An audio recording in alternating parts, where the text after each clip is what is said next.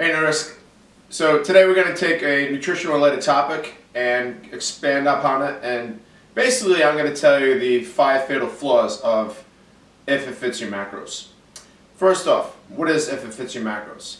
This is a nutrition plan which has exploded in the past couple of years, and it's basically something which is really popular in the 80s, late 80s, early 90s, and it's come around again. And it's a caloric restriction nutrition plan, and it's based around counting macros. So what is a macro? Well, there are 3 main macronutrients in our diets: carbohydrate, fat, and protein. And based upon your body type, your goals in terms of weight loss, weight gain, you have a certain caloric limit for the day, and that caloric limit is broken down into so many grams of carbohydrate, fat, and protein. So first fundamental flaw with If It Fits Your Macros is the first thing is that the focus is on macronutrients and not on food quality.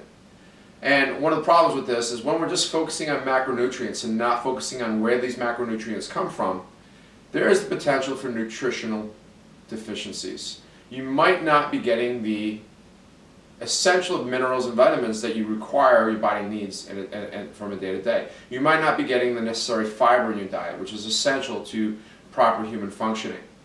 So an example of this would be if you have so many carbohydrates allotted for the day, you decide to waste your carbohydrate macronutrient allowance on donuts and ice cream versus vegetables and healthier forms of starch.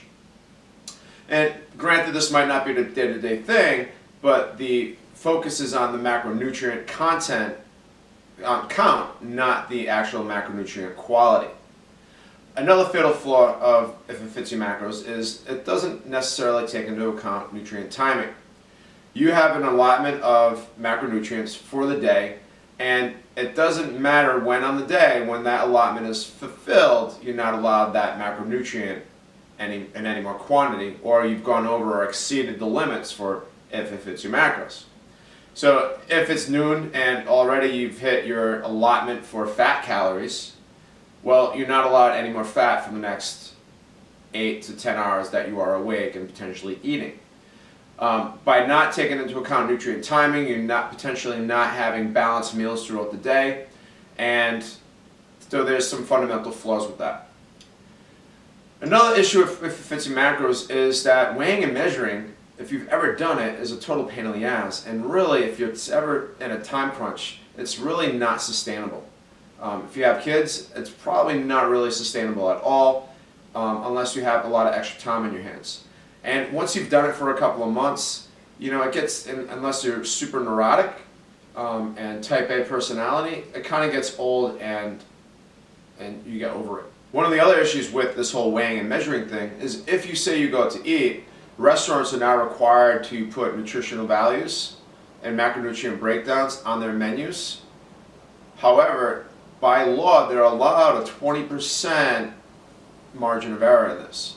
So right there, 20% is a huge margin of error. And that would negate your macronutrient count for the day if you go out to eat. So once again, going out to eat and weighing and measuring, really not sustainable or as accurate as it potentially could be. Another thing with If It Fits Your Macros is for most people, this measure of precision or potential precision does not necessarily meet the necessary life goals that they have for themselves. A lot of people want to just lose weight. Well, in order to lose weight, the focus doesn't necessarily need to be on weighing and measuring their food.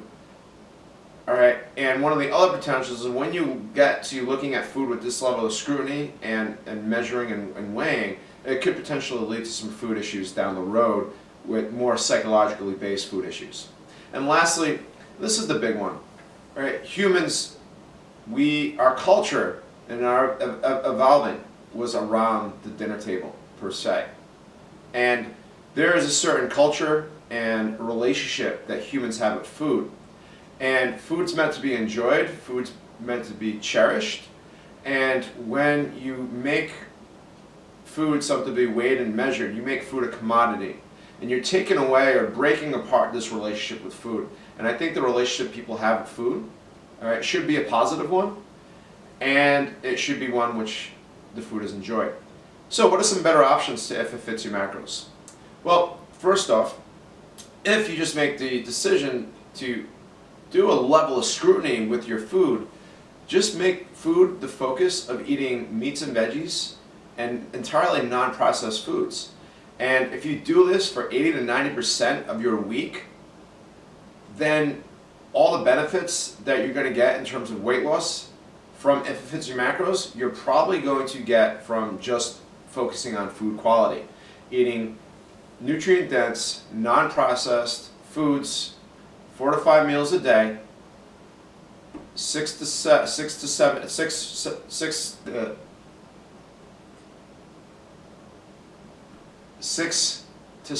days a week. If you want to take a cheat day, maybe you take a cheat day, but you go right back to eating that non-processed food. One of the other things you can do is make sure you don't drink any calories either. That's a very simple fix to many people's nutrition plans, which will lead to great results. And one of the things that if you are trying to lose weight or have body composition changes, just minimize the amount of starch you have throughout the day and localize that starch intake around potential workouts. Save it for after you work out, and then the rest of the day just eat meats and veggies. Now, if you do want to look and measure or have some idea and keep track of your daily caloric intake, the Precision Nutrition method is quite a sustainable one. And I have my Precision Nutrition Level 1 certification as well as my ACE Health Coach. And this is a really good way of looking at food and a really good way of measuring food without bringing up the technicalities of weighing and measuring everything. So you basically use your hand. For guys, you use 2 hands. For ladies, you use 1 hand. And your protein is the size of your palm. Your starch intake is a cupped hand. Your vegetable intake would be the size of a fist, and then your fat intake would be the size of your thumb. Please ignore the fact that I have exceptionally large hands. However, females would do that type of measurement on their food 4 times a day, so 4 meals, and guys would use 2 hands and do that for 4 meals as well. And that would put you right in your necessary caloric range. And from there, if you take away the starch, if you want to lose weight at meals, or if you add in an extra fist of starch, if you want to gain weight at meals, is an easy way to taper and adjust.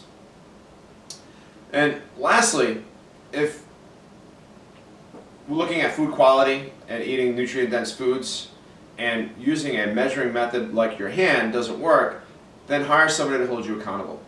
So if you are interested in improving your nutrition and having accountability, I am a Precision Nutrition Level 1 certified coach.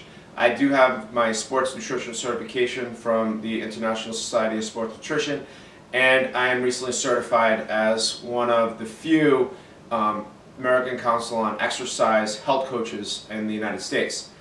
Along that, I also have been a lifelong learner in the fields of biochemistry and physiology, and have a very sound understanding of the human body and the nutritional needs. So feel free to see me in the gym or shoot me an email, and if you'd like to go further with some personalized nutrition coaching. All right, thank you and have a nice day.